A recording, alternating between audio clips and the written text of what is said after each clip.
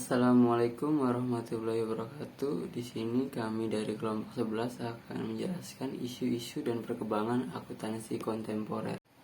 Kami dari kelompok 11 beranggotakan yang pertama ada Erna Emawati dan saya sendiri Erlangga Maesa Cipta. Lalu ada Muhammad Ali Ma'ruf, lalu ada Muhammad Miftahul Ridho, dan ada Hafizah Zahra Fahrani.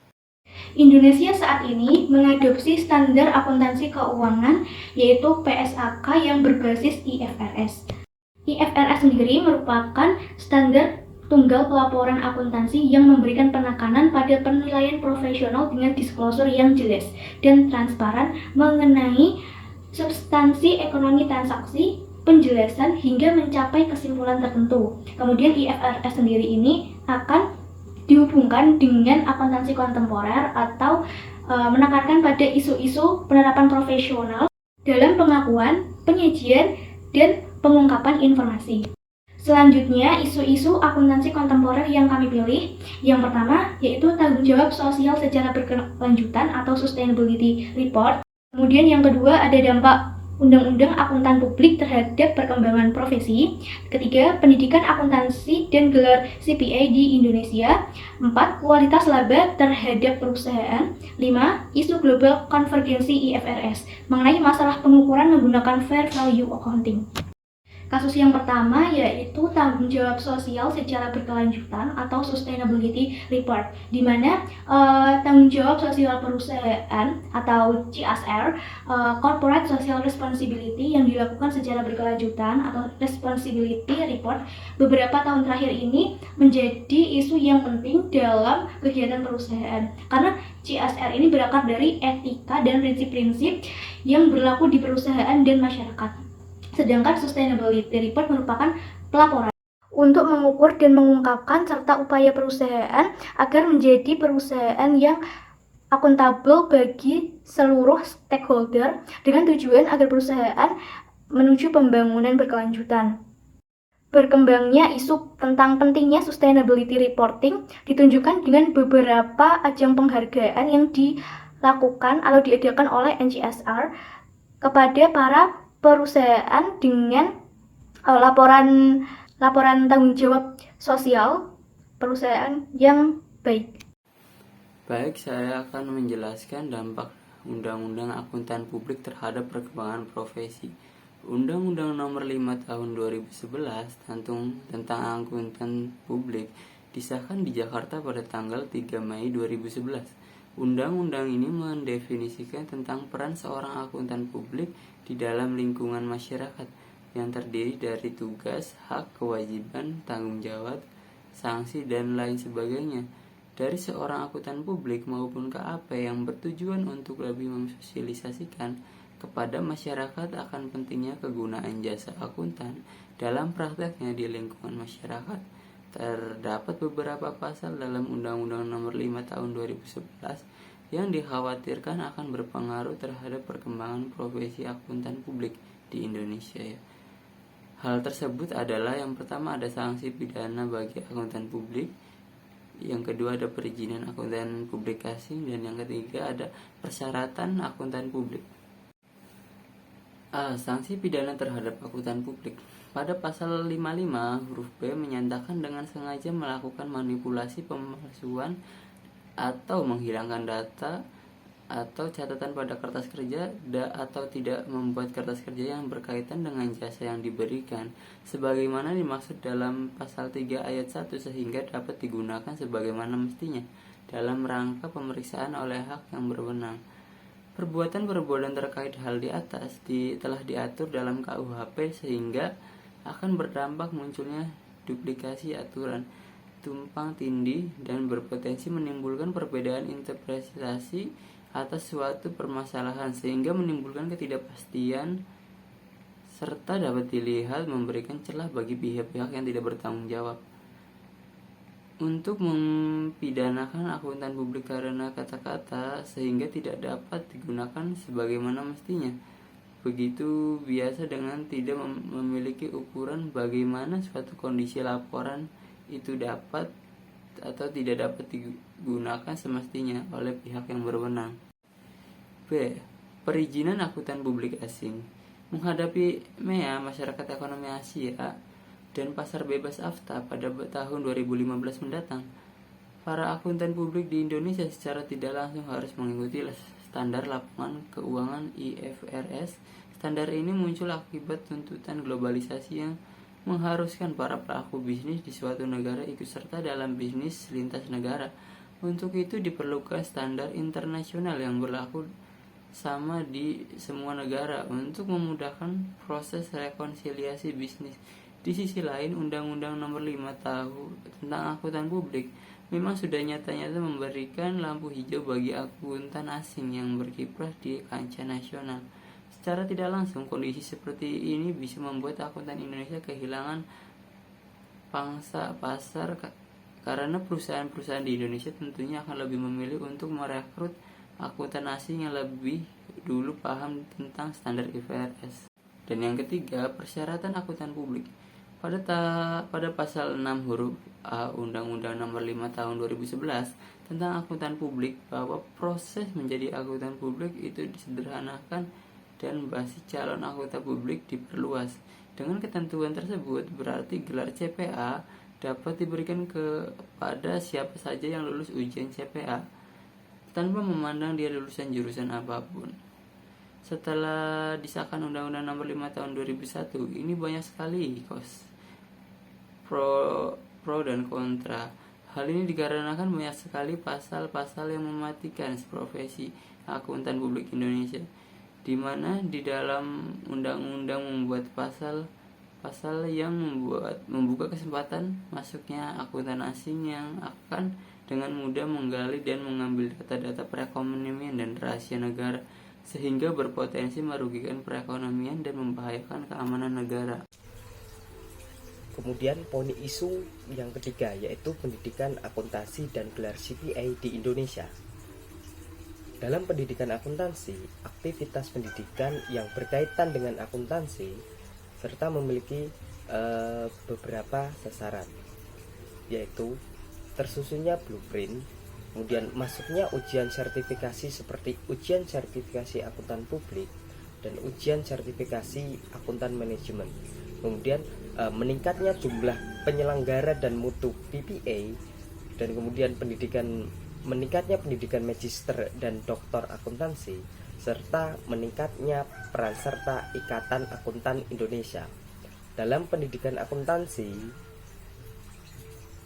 untuk lebih detailnya, dalam pengembangan blueprint yaitu kerangka kerja terperinci untuk pendidikan akuntansi, terdapat isu sentral yang perlu dikaji, yaitu diantaranya adalah 1. Munculnya Undang-Undang Akuntan Publik dan diikuti dengan Undang-Undang Pelaporan Keuangan. Dalam hal ini berkaitan dengan Undang-Undang Akuntan Publik, kompetensi akuntan yang dihasilkan oleh institusi pendidikan akuntansi akan menjadi sorotan, terlebih pada sertifikasi profesi akuntan publik yang memungkinkan berasal dari lulusan program sarjana dan diploma 4 bidang non akuntansi. Dan yang kedua, ada Badan Standar Nasional Pendidikan atau BSNP pada 2010 yang menyatakan perlunya suatu rombakan dalam pendidikan karena adanya pergeseran lingkungan menuju teknokultur dan teknosains, yang berarti diperlukan pergeseran paradigma pendidikan akuntansi dalam memenuhi kebutuhan global maupun lokal yang bersumber dari nilai-nilai atau kearifan lokal. Dan yang ketiga, Kementerian Pendidikan dan Kebudayaan yang sedang intensif menerapkan pendidikan karakter dalam semua jenjang pendidikan. Dan subbab Certificate Public Accountant atau CPA di Indonesia, untuk dapat menjalankan profesi akuntan publik di Indonesia, seorang akuntan harus lulus dalam ujian profesi yang dinamakan ujian sertifikasi akuntan publik, dan lulusan tersebut berhak memperoleh sebutan CPA Indonesia, dan sertifikatnya dikeluarkan oleh Institut Akuntan Publik Indonesia. Karena seiring dengan pertumbuhan ekonomi di Indonesia yang diharapkan semakin membaik, maka profesi akuntan sangat dibutuhkan dalam membantu mewujudkannya. Dan kondisi ini membuat setiap orang memasuki atau berminat sebagai seorang akuntan. Karena profesi akuntan menjadi pilihan karir yang menjanjikan. Dan adapun gelar CPA memiliki makna dua nilai kualitas dari seorang akuntan, yaitu yang pertama kompetensi. Artinya seorang akuntan yang bergelar CPA sudah pasti memiliki kompetensi yang sudah teruji, seperti pengetahuan, kemampuan, dan kinerja yang baik. Dan yang kedua, adanya profesionalitas. Artinya semua akuntan bergelar CPA sudah pasti memiliki mental, sikap, dan perilaku yang memadai. Dengan kata lain, mampu menjunjung tinggi kode etik profesi akuntan publik. Dan dari kedua nilai tersebut, seorang akuntan bergelar CPA akan memiliki kepercayaan atau loyalitas dari publik dan pengguna jasa akuntan publik. Selanjutnya yaitu ada kualitas laba terhadap perusahaan. Laba sendiri merupakan indikator yang dapat digunakan untuk mengukur kinerja operasional perusahaan, baik kreditor maupun investor yang menggunakan laba untuk mengevaluasi kinerja manajemen, memperkirakan earning power, and untuk memprediksi laba di masa yang akan datang. Nah, cara yang dapat digunakan untuk mengetahui earning yang berkualitas adalah dengan melakukan pengukuran yang benar-benar mempunyai kekuatan prediksi terhadap future movement dalam harga saham. Nah, salah satu pengukuran earning quality adalah menggunakan Argnal atau accrual. Nah, accrual sendiri merupakan selisih antara earning akuntansi perusahaan dengan cash flow yang mendasarinya. Jika accrual positif yang tinggi mengindikasikan earning yang lebih tinggi daripada aliran cash yang dihasilkan, perusahaan dengan accrual yang tinggi menunjukkan kualitas laba perusahaan tersebut rendah, dan perusahaan tersebut akan mengalami penurunan return saham pada masa yang akan datang. Nah, kualitas laba yang terkandung dalam laporan keuangan akan meningkatkan nilai perusahaan yang tercermin dalam return saham. Kemudian yang kelima, ada isu global konvergensi IFRS, yaitu masalah pengukuran menggunakan fair value accounting. Salah satu dampak IFRS pada pengukuran sistem dan pelaporan akuntansi adalah dengan menggunakan nilai wajar, terutama untuk properti investasi, beberapa aset tak berwujud, dan aset keuangan. Dengan demikian dibutuhkan sebuah pemahaman yang terkait dengan masalah pengukuran nilai wajar atau fair value dan karakteristik. Yang selanjutnya ada pihak-pihak yang mendukung standar nilai wajar mengajukan 3 alasan penting, bahwa yang pertama, akuntansi nilai wajar lebih akurat dan relevan dibanding dengan historical cost dalam mengukur kemampuan perusahaan untuk menempatkan sumber daya yang dimilikinya. Yang kedua, tidak dimungkinkan lagi untuk melakukan praktik gains trading, yaitu menjual aset yang berkualitas tinggi untuk merealisasikan laba dan menahan aset yang berkualitas rendah untuk menghindari kerugian. Bank tidak dapat lagi melakukan manajemen laba dengan menjual sekuritas yang nilai pasarnya tinggi dan menahan sekuritas yang mengalami penurunan harga. Dan yang ketiga, akuntansi nilai wajar mampu merefleksikan perubahan kondisi keuangan yang diakibatkan dari fluktuasi tingkat bunga. Selanjutnya ada pengukuran nilai wajar. Financial Accounting Standard Board atau FASB mengeluarkan SFAS nomor 157 tentang pengukuran fair value yang bertujuan mendefinisikan nilai wajar, membangun suatu kerangka untuk mengukur nilai wajar, dan memperluas pengungkapan tentang pengukuran nilai wajar. Dalam SFAS nomor 157 memberikan panduan untuk menentukan nilai wajar aset dan kewajiban dan membutuhkan pengungkapan informasi tentang yang pertama ada sejauh mana perusahaan mengukur aset dan kewajiban sebesar fair value. Yang kedua, informasi yang digunakan untuk menghitung nilai wajar. Dan yang ketiga, ada efek pengukuran fair value terhadap laba. Selanjutnya, pengukuran ini mengasumsikan bahwa aset dan kewajiban dipertukarkan pada suatu transaksi wajar antara pelaku pasar ketika menjual aset atau menyelesaikan kewajiban pada tanggal pengukuran. Teknik penilaian digunakan konsisten dengan 3 pendekatan. Yang pertama ada pendekatan pasar, yang kedua ada pendekatan pendapatan, dan yang ketiga ada pendekatan biaya. Pada pengukuran nilai wajar dan kualitas informasi terdapat 3 macam. Yang pertama, pada kondisi pasar aktif.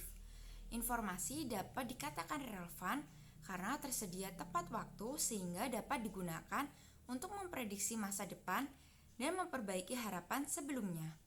Namun, jika dalam kondisi pasar tidak aktif, meski tersedia tepat waktu, informasi belum tentu dapat digunakan untuk mempengaruhi keputusan investasi. Hal ini disebabkan karena tidak adanya nilai prediktif dalam informasi sehingga kurang berguna untuk mengevaluasi harapan yang dibuat sebelumnya.